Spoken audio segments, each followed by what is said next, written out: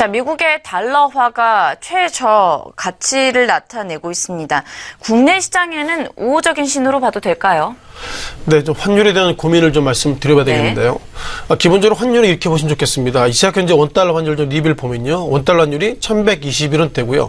약 아직까지 방향성을 정하지 못한 보합세지만 최근 들어서 정확하게는 트럼프 대통령이 취임 전, 취임 후 이렇게 달러의 가격들이 예상보다 변동성이 커지고 있는데 이런 부분들을 잠깐 그 달러 인덱스의 가격을 좀 보시면서 말씀드려보겠고요. 자, 곧 보실 차트 속에서도 달러 인덱스의 어떤 코멘트를 말씀드리겠습니다.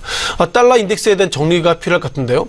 자, 글로벌 증시 가운데서 달러, 유로, 달러엔 수많은 그 앞에 모수에 달러가 붙어 있기 때문에 그렇다면 그 전 세계 증시 가운데서 달러로 거래하고 있는 나라의 달러 인덱스를 6개의 평균값을 가지고 있기 때문에 자, 화면에 보시는 것처럼 결국 이렇게 달러 가격이 하락하고 있다는 것은 결국 어떻게 보면 결국 뭐라고 말씀드릴까요? 달러의 가격이, 즉 달러 가치가 떨어지고 있다 평가드려야 할 것 같습니다. 즉 가장 눈에 띄는 것 지난 2016년 11월 달부터인데요. 이때는 달러가 상당히 급등했습니다. 왜 이렇게 급등했을까요? 이때는 두 가지 팩트가 있습니다.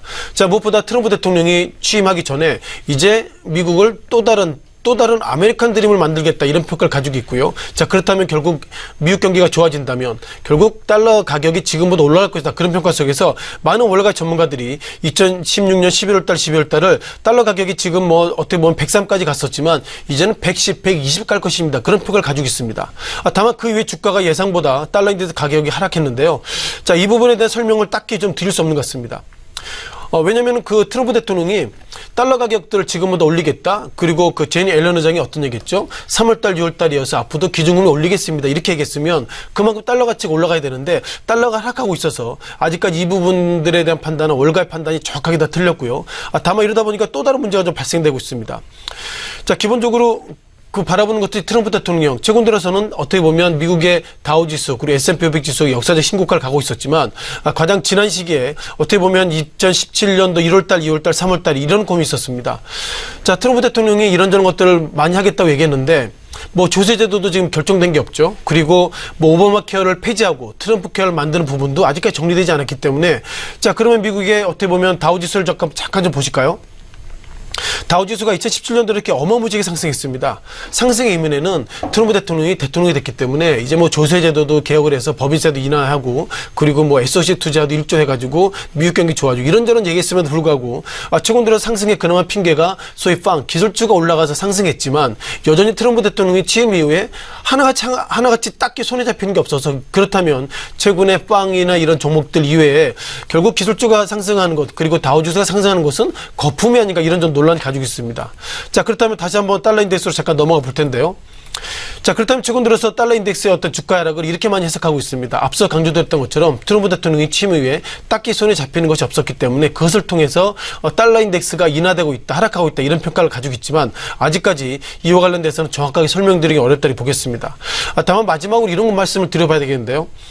달러 인덱스가 이렇게 하락하면 결국 미국 이외의 어떤 중앙은행은 그만큼 고민이 많이 있습니다. 아시는 것처럼 그 미국도 이제 9월달에 지금 기준금리 인상할지 아직까지 고민이 많이 있는데요.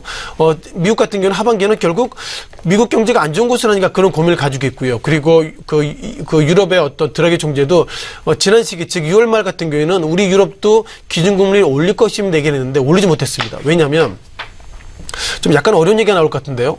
자, 유로존 같은 경우에는 그만큼 달러 가격이 낮기 때문에 한국 돈의 가치가 올라가 있고 유로존의 가치가 올라갔습니다. 즉 해당 통화의 가치가 올라가면 수출주는 안 좋고 수입주는 좋다는 평가를 가질 것 같은데요.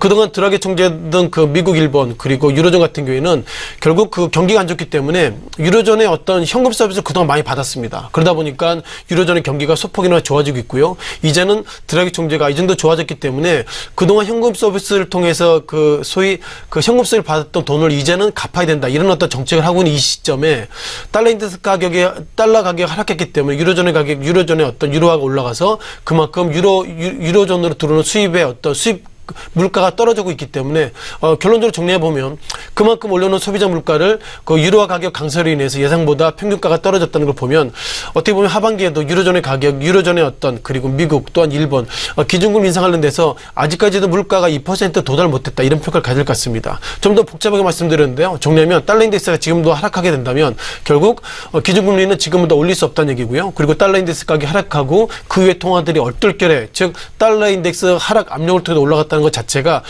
결국 중앙은행이 경제적인 데이터를 통해서 시장과 물가를 통제할 수 없는 외적 변수가 결국 달러 인덱스 그리고 달러 책임이라고 말씀을 드려보겠습니다.